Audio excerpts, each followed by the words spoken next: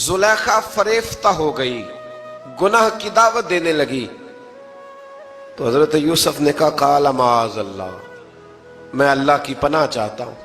سارے دروازے بند کر کے جب وہ پیچھے بھاگی، اصل حسین وہی شخص ہوتا ہے جو اپنے باطن کے حسن کو بچا لیا کرتا ہے۔ جو سوداگری کرنے لگے وہ تھوڑا حسین ہوتا ہے۔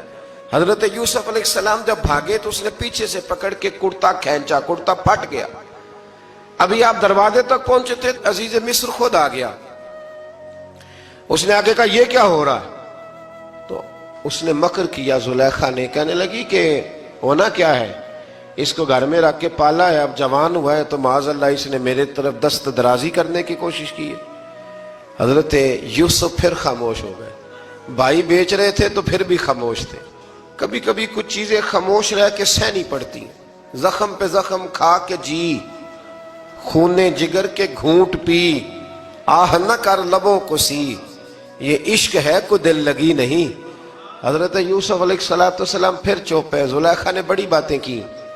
ایک دانا آدمی تھا، قرآن کہتا ہے ایک بولا بولنے والا، ایک عقل مند بولا۔ اس نے کہا دیکھو، نہ زلیخا کی سنو نہ یوسف کی سنو، اگر تو کرتا آگے سے پھٹا ہوا ہے تو پھر غلطی ہے جناب یوسف کی، اور اگر پیچھے سے پھٹا ہے تو پھر زلیخا کی غلطی۔ حضرت یوسف کی معاذ اللہ پھر غلطی۔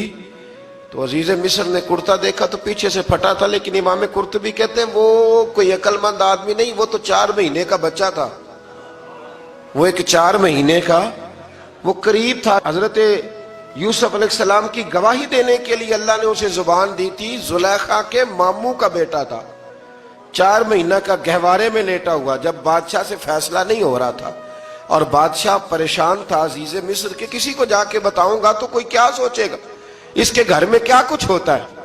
کہتے پریشان تھا تو پنگوڑے سے بچہ بول پڑا، کہنے لگا بادشاہ اگر تو کرتا آگے سے پھٹا ہے تو پھر معاذ اللہ غلطی حضرت یوسف کی، اگر پیچھے سے پھٹا ہے تو پھر زلیخا کی۔ تو کرتا پیچھے سے پھٹا تھا، حضرت یوسف کے حق میں گواہی مکمل ہو گئی۔ اب آہستہ آہستہ نا دربار میں، محل میں بات پھیلنے لگی، تو بیویاں کہنے لگی اوہو، زلیخا تو ایک غلام پہ عاشق ہو گئی ہے، ایک غلام پہ۔ تو زلیخا کہنے لگی تم اجے میرا محبوب نہیں ڈٹھا۔ یہ رٹے ڈالنے والے دیکھتے نہیں اور دور کھڑے رہ رہ کے کہانیاں سناتے رہتے۔ اس نے کہا تو نے ابھی دیکھا نہیں نا، تو نے ابھی، تجھے کیا پتا ہو کہ ماجرا کیا ہے؟ تو کہنے لگی نہیں تو غلام پہ۔ اس نے کہا چلو تجربہ کراتی ہوں۔ ساری عورتوں کو بٹھایا، ہاتھ میں ایک ایک سیب دیا، ایک ایک چھری دی، اور جب پوری تیاری ہو گئی پھل کاٹنے کی عورتوں کی، تو جناب یوسف سے کہا ذرا جھلک تو دکھاؤ۔ تو حضرت یوسف نے جب جھلک دکھائی تو قرآن کہتا ہے سیب کاٹنے کی بجائے ہاتھ کاٹ لیے، اور کہنے لگی اوہو یہ کوئی بشر نہیں، یہ تو کوئی فرشتہ ہے، یہ کوئی فرشتہ ہے، یہ تو کوئی اللہ تبارک و تعالیٰ کی طرف سے آنے والا کوئی کرامت والا، عزت والا، شان والا فرشتہ ہے۔ حضرت زلیخا کہنے لگی سمجھ آئی ہے پھر، تو مجھ پر شکوہ کرتی تھی۔ تو اب وہ بات بھی آہستہ آہستہ پھیلنے لگی کہ حضرت یوسف علیہ السلام کی غلطی نہیں، غلطی زلیخا کی۔ اب بادشاہ نے زلیخا سے کہا کہ اگر تو میں تیری بات کروں تو تیرے ساتھ میری بدنامی کا بھی ڈر ہے، کیا کرے؟ طے یہ پایا کہ حضرت یوسف کو جیل میں ڈال دیا جائے۔ پہلے بھائیوں کے تھپڑ، پھر کنواں، پھر مصر کی منڈی، پھر زلیخا کا الزام، اور پھر باری آ گئی جیل جانے کی۔ حضرت یوسف علیہ السلام کو جیل میں، کچھ نے لکھا ہے 12 سال جیل میں رہے، جیل میں ڈال دیا۔ حضرت یوسف علیہ السلام جیل میں کیا کرتے؟ واعظ فرماتے، تبلیغ فرماتے، لوگوں کو اللہ کی توحید کی دعوت دیتے۔ وہاں جیل میں نا ایک شخص نے خواب دیکھا، اس نے دیکھا کہ میرے سر پہ نا پرندے کھا رہے۔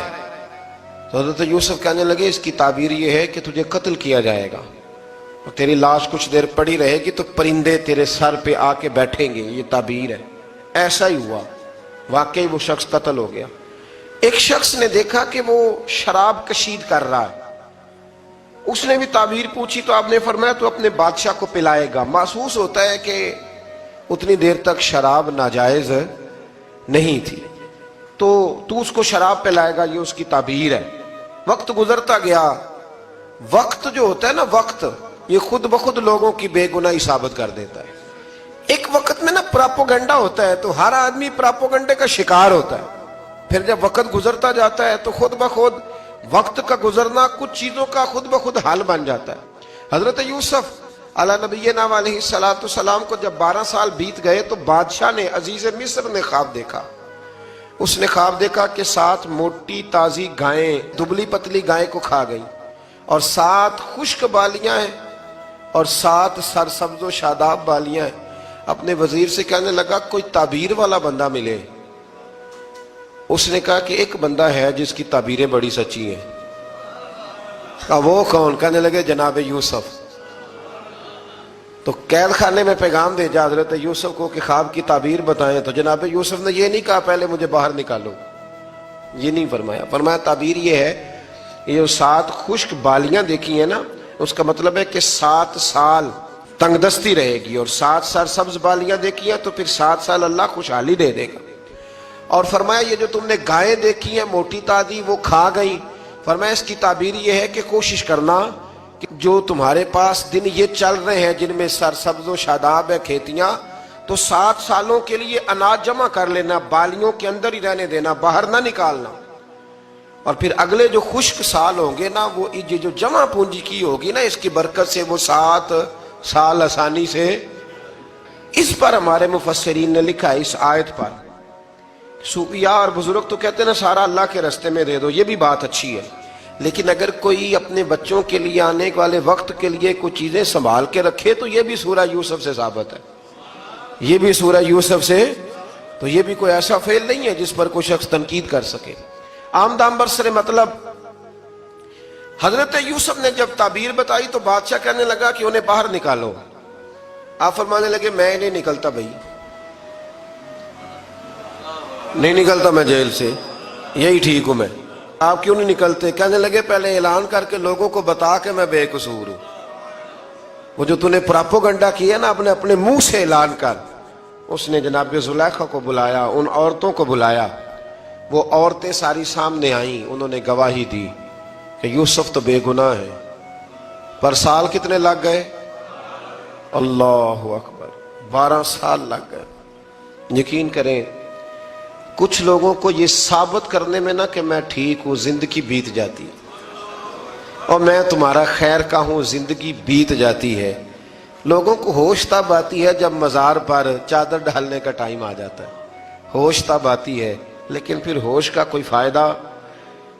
12 سال کے بعد بادشاہ نے ان کو بلایا اور کہنے لگا کہ یہ جو خواب میں نے آپ کو سنایا اب کرنا کیا ہے؟ تو حضرت یوسف کہنے لگے تم سے کچھ بھی نہیں ہوگا، اگر کچھ کرنا ہے تو پھر یہ خزانے کی ذمہ داری میری لگاؤ. اگر کوئی قابل آدمی ہو تو وہ آگے بڑھ کے بات کر سکتا ہے. یہاں ہر بندہ ہی آگے بڑھ کے کہتا ہے مجھے دے دو ڈیوٹی، لیکن قابل ہو تو وہ آگے بڑھ کے بات کرے اور سمجھے کہ میرے علاوہ کسی کے لیے مشکل ہے تو پھر وہ آگے بڑھے. حضرت یوسف نے جب کہا تو انہوں نے آپ کو وزیر خزانہ بنا دیا. پھر ایک وقت آیا کہ وہ عزیز مصر ہی بن گئے.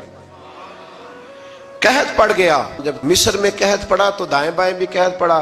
کنعان کے آپ رہنے والے تھے، وہاں بھی قحط پڑا. حضرت یعقوب بیٹے کی یاد میں رو رو کے تو آنکھوں کی بینائی چلی گئی. اور یارو باپ بھی بڑا ہی پیار کرتا ہے، بڑا ہی پیار کرتا ہے، بڑا ہی.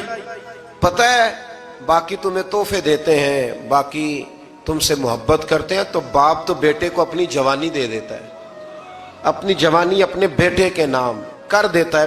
باپ بھی بڑا ہی پیار کرتا ہے. سنگیو کوئی نہیں تول سکتا.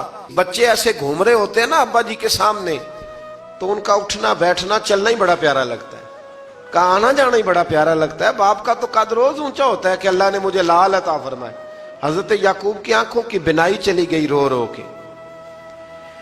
بھائی حضرت یوسف کے جب قحط پڑا تو انہیں پتا چلا کہ ایک واحد شہر مصر ہے جہاں گندم سٹاک ہے، کیونکہ حضرت یوسف کو پتا تھا، خواب بادشاہ دیکھ چکا تھا. تو آپ نے مال 7 سالوں کے لیے جمع کر لیا. اب بھائی آئے، اللہ اکبر، دشمن سامنے نظر آئے، مخالف حاسد، تو پھر انسان ٹھہرا رہے اور انسان کمزور نہ ہو، طاقتور ہو. اتنا طاقتور ہو کہ حکمران ہی بن گیا ہو.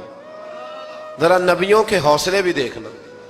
पैगंबरों के हौसले भी देखना। भाई आए, कहा गंदम चाहिए, तो जनाब यूसुफ ने ओहो भाइयां जिहा साख नहीं कोई जे विच खार ना होवे। हाँ, और मियाँ साहब फरमाया करते थे भाई भाइयां दियां बावां होंदे ते भाई भाइयां दे वैरी। भाई जैसे ही दाखिल हुए तो जनाब यूसुफ की आंखें बाहर आई, रो पड़े, ओ मेरे भाई आ गया, रो पड़े। वजीर मशीर दाएं बाएं देखते हैं कि हजरत यूसुफ को क्या हुआ, रो पड़े और भर भर के गंदम दी, उसको इशारे करते चल थोड़ी और डाल दे, चल थोड़ी और डाल दे। जब भाइयों को दे चुके तो फिर फरमाने लगे कि शायद इससे गुजारा ना हो, जरूरत पड़ी तो दोबारा भी आ जाना। अपनी कौम को तरस दे रहे, थोड़ा थोड़ा खाओ। उन भाइयों को कहते हैं जरूरत पड़ी ना, आ जाना दोबारा। और कहने लगे तुम्हारा एक और भाई भी है।